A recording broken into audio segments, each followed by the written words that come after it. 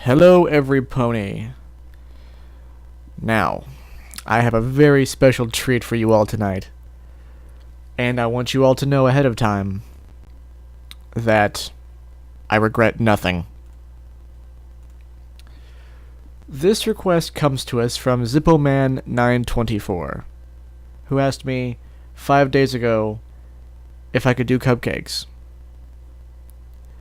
Now, the request was a little bit reluctant, and I can totally understand that hesitation. But you said it, and I'm gonna do it. So, for your listening pleasure, I present to you Cupcakes by Sergeant Sprinkles, world's greatest party clown. Now, I have a beverage here with me because I feel like I'm probably gonna need it. Okay, let's begin. The air was warm, the sun was shining, and all of Ponyville was having a glorious day. The town square was bustling and crowded. Busy ponies were making their busy way through the streets. All of the pony folk seemed to have somewhere to be. All except Rainbow Dash. Her place was in the sky. She freely tore through the air, speeding one way and the next. She buzzed the treetops and raced the wind.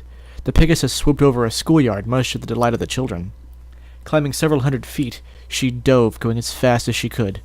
Seconds before hitting the ground, her wings flew open and she took off back into the clear blue. Rainbow felt alive. Then she remembered that she had somewhere to be. She was supposed to meet with Pinkie Pie in 5 minutes. She'd gotten so caught up in her exercises that she nearly forgot. Pinkie had asked Dash to meet her at Sugar Coop Corner at 3. She didn't say why or what they'd be doing, but Dash knew that with Pinkie, it could be anything. She wasn't sure if she really wanted to go, though. She was so engaged with her stunts that she thought about blowing Pinkie off to continue flying. But Dash's conscience got the better of her. She knew that it would hurt Pinkie's feelings. After all, she said it was going to be something special for just the two of them. She considered it and thought, why not? What did she have to lose? Heck, it might be more pranking. Pinkie might have found a bunch more stuff to pull on folks. They'd had so much fun the last time. Dash kicked it into overdrive, mostly to make up for lost time, and sped to her appointment. I apologize for the pauses and breaks and stuff. There's a few typos and whatnot, and I'm trying to weed them out as we go through. When she walked into the store, she was immediately greeted with her host bouncing in excitement. "Yay, you're here! You're here! I've been waiting all day!" said the jumping pony. "Sorry if I'm a little late, Pinkie. I was doing my afternoon exercises and lost track of time," Dash apologized. Pinkie giggled and responded, her tone gleefully reassuring. "Oh, that's okay. You're here now. What's a few more minutes? I've been so excited thinking about all the fun stuff we're going to do. I haven't stopped bouncing since I woke up. I almost forgot to breathe. I've been so happy." Dash gave a slightly uncomfortable laugh. She always appreciated Pinkie's friendly, outgoing way of life, but her overabundant enthusiasm almost creeped her out. Dash was polite, however. If Pinkie was this worked up, then it must be good, whatever it was. "So, you ready to get started, Rainbow Dash? I've got everything all ready," the pink one said. Dash psyched herself up. "You betcha, Pinkie. What have you got planned? We gonna prank somebody?" "Some pony?" "I've got a couple of good ones I've been thinking about. Maybe you got some stunts you think I should try. Or maybe making cupcakes," Pinkie happily announced. "Baking?" Dash was disappointed. "Pinkie, you know I'm not good at baking. Remember the last time?" "Oh, that's not a problem. Not at all. I'll need your help making them. I'll be doing most of the work," Pinkie explained. Dash thought about it for a second and replied, "Well, alright. I guess that's okay. What exactly do you need me to do?" "That's the spirit. Here you go." Pinkie handed Dash a cupcake. Dash was puzzled. "I thought I was helping you bake." "You will be. I made this one just for you before you got here." "So, is this like a taste testing or something?" "Sorta," Pinkie said. Dash shrugged and popped the pastry in her mouth. She chewed a bit and swallowed. Not bad. "Okay, now what?" Dash asked. "Now," Pinkie informed, "you take a nap." Upon hearing that, Dash felt lightheaded. Her world spun, and seconds later, she dropped to the floor. Quick drink here.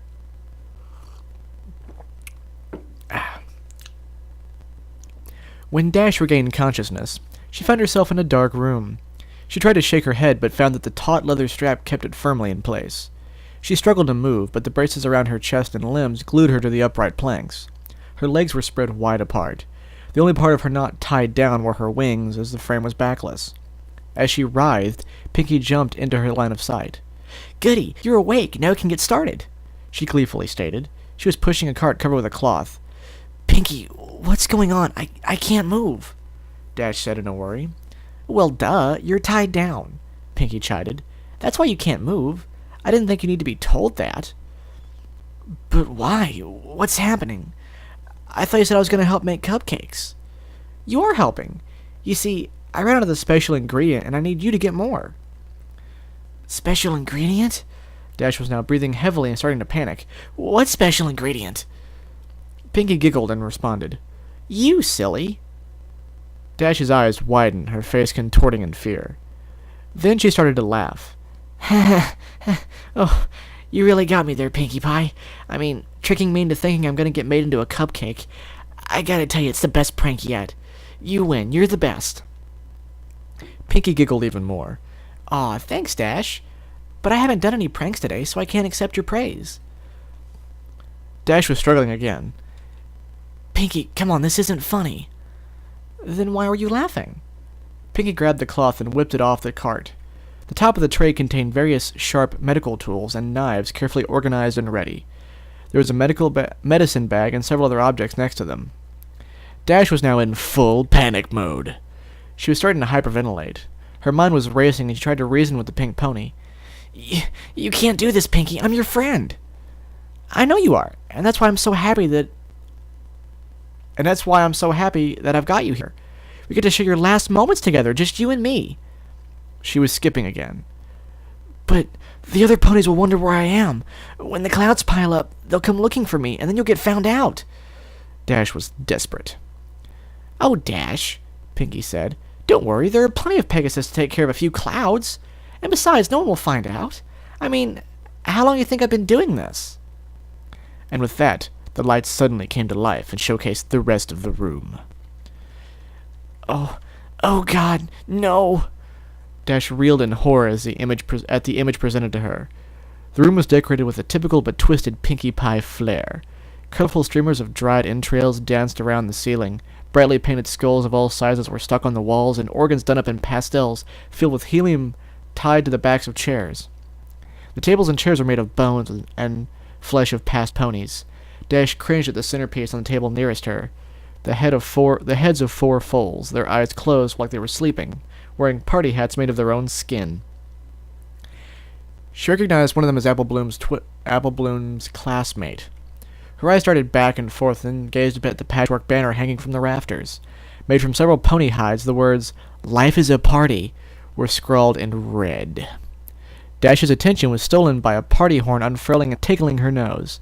She saw Pinkie Pie standing in front of her. The party pony was wearing a dress quilted from cutie marks. On her back fluttered 6 Pegasus wings, all different colors. As she skipped in excitement, her necklace of unicorn horns loudly clacked together. "Like it?" she asked. "I made it myself." Dash pleaded. "Pinky, please. I'm sorry if I did anything to you. I didn't mean it. Please let me go. I promise I won't tell any pony." "Oh, Dash, you didn't do anything. It's just that your number came up and, well, I don't make the rules. We can't turn back now." Rainbow Dash was tearing up. How could this be happening? "Aw, don't be sad, Dash," Pinky said. "Look, this'll cheer you up. I brought you a friend." Out of seemingly nowhere, Pinky displayed a blue and yellow painted skull. It was about pony size, but it had a very defining feature. A beak. Dash was freaking out. Is that... "Hey, Dash, let's hang together. These ponies are lame-os. Dweebs, dweebs, dweebs," Pinky mimicked. "I caught her right before she left town. Remember when I left the party for about 20 minutes? That wasn't enough time to play with her, of course. I had to wait until after the party to do that. But boy, am I glad I did. It was worth it for the flavor alone. Griffins taste like 2 animals at once. It's amazing. I know she didn't have a number like every pony else, but when was I gonna get another chance to try a griffin? In hindsight, I probably should have asked where she came from so I could get more. But I forgot. I'll tell you what, though. She was quite the fighter. Lasted a long time, which was fun for me. I got a chance to play with somebody other than a pony and try new things. It's too bad she had such a potty mouth. She said so much bad stuff, I had to take her tongue out. You know, bad language makes for bad feelings, Dash. Dash didn't have anything to say. She just sobbed and writhed. Well, Pinky said, putting the skull down, that's enough reminiscing. It's time to begin. She picked up a scalpel and walked over to Dash's right flank. Without any flair, she placed the blade an inch above her cutie mark and started a circular cut around it. Her lungs working overtime, Dash shouted in pain and tried desperately to pull away, but the braces held her still. Finishing the incision, Pinky grabbed the curved skinning knife from the tray. She worked it under the skin and sliced the hide away from the muscle. Dash ground her teeth as she tearfully watched as her flesh came off. Pinky then moved to the other side and completed the other flank. Once she was done, Pinky held up both cutie marks in front of her friend and started waving them like pom-poms. Dash just whimpered. Her thighs burned. Placing the skin down, Pinky selected a large butcher knife and walked behind Rainbow Dash. I hope you don't mind. I think I'm gonna wing it now. Pinky laughed. That's painful for me. She grabbed the left one and played with it for a second. Then, stretching the wing out, she brought the blade down at the base. Instantly, Dash screamed and thrashed her appendage. The movement threw off Pinkie Pie's aim. She tried to hit the mark, again, but missed wide and put a huge slash in Rainbow's back. Dash, you gotta stay still or I'll keep missing. She took another whack and hit the target. She swung again and again. Blood sprang into the air, but realized she wasn't getting anywhere. The blade just wasn't going through the bone. Huh. I guess I forgot to sharpen it. I'll try something else, she stated, as she tossed the knife over her shoulder, the blade embedding itself in the table. The crying Rainbow Dash heard the sound of a metal box opening and closing. Got it. Say, Dash, why do they call it a hacksaw? It doesn't hack. Hacking is what I was doing with the knife. This is a saw. I don't get it. Pinky placed the tool over the last attempt. It effortlessly sailed through the bone and skin.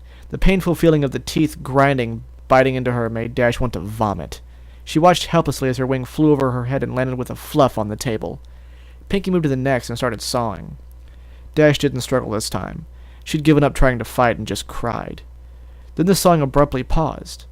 Pinky was only halfway done, the wing hanging off by a sliver.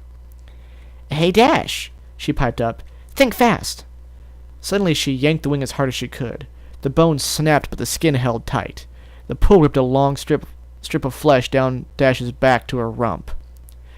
The unexpected trauma caused her body to seize. She felt the warm release between her legs as her pelvis tensed up. Dash's loud, unending melody of pain filled the room. Unable to catch her breath, she blacked out.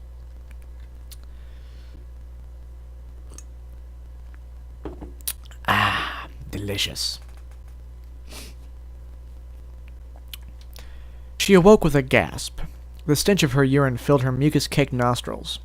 She saw a very pouty Pinkie Pie removing the adrenaline needle from her chest. Stomping her hooves, the frustrated Pinky lashed out.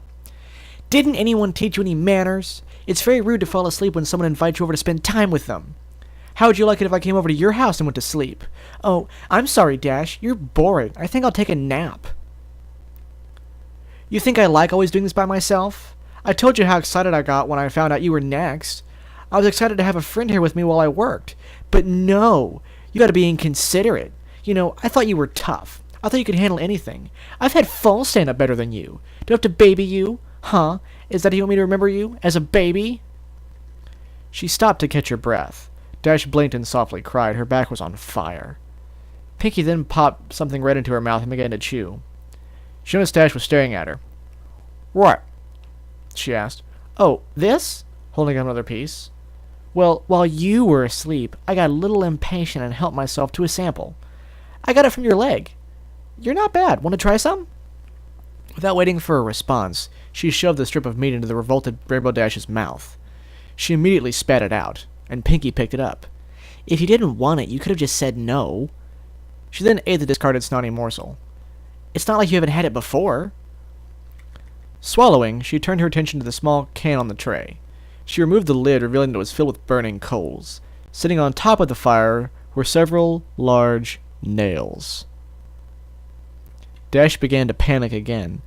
Pinky picked up the can and walked over to Dash's left. Carefully picking up a nail and grabbing a hammer, she positioned the spike at the seam between her leg and her hoof. "No! Pinky, no!" Dash screamed. "No! No!" The hammer came down and the nail punctured under her skin. The white-hot burning was too much. Dash pulled and thrashed at the brace. Her skin rubbed and tore. Pinky tried to line up another one, but couldn't find her aim. She let out a frustrated grunt. When she pulled the hammer back to take a wild swing, Dash burst out crying and begging. "Please! Please stop! Stop! Stop! Stop!" Pinky rolled her eyes. Putting the hammer back down, she walked back in front of her friend. She stared pensively at the broken Pegasus. Gilda didn't even cry this much when she had that live parasprite down her throat. Pinky thought for a minute about what to do next. Then there was a sudden spark in her imagination. She grabbed the gear wheel on the rack and laid Rainbow Dash on her back. She moved to Dash's hind legs, bringing the can with her. Pinky picked up the hammer again, and she drove a searing piece of metal into the bottom of Rainbow Dash's hoof. Dash screamed again. Pinky put one in the other hoof. Next, she located the small generator on the tray. Tying the copper wires to the nail, she gave Dash a wink and flipped the switch. Electricity rocketed through Dash's body. The blue pony reacted immediately. Body seized, muscles struck taut, her hips thrust skyward and her eyes rolled back. She let out a deep, throat-shredding cry. Pinky giggled and danced in place. She turned up the juice. Dash convulsed uncontrollably. Her bladder emptied once more. After about 5 minutes, Pinky shut off the power. The area smelled lightly of cooked flesh and burnt enamel. She put Dash upright again and tried to snap the delirious and drooling pony back to attention. "Dash! Dash, wake up!" Rainbow Dash managed to give her a modicum of weak acknowledgement. Pinky reached into the medicine bag and produced a large syringe. "All right, time for the last round." Dash looked at the needle, and Pinky took that as a question as to what it was.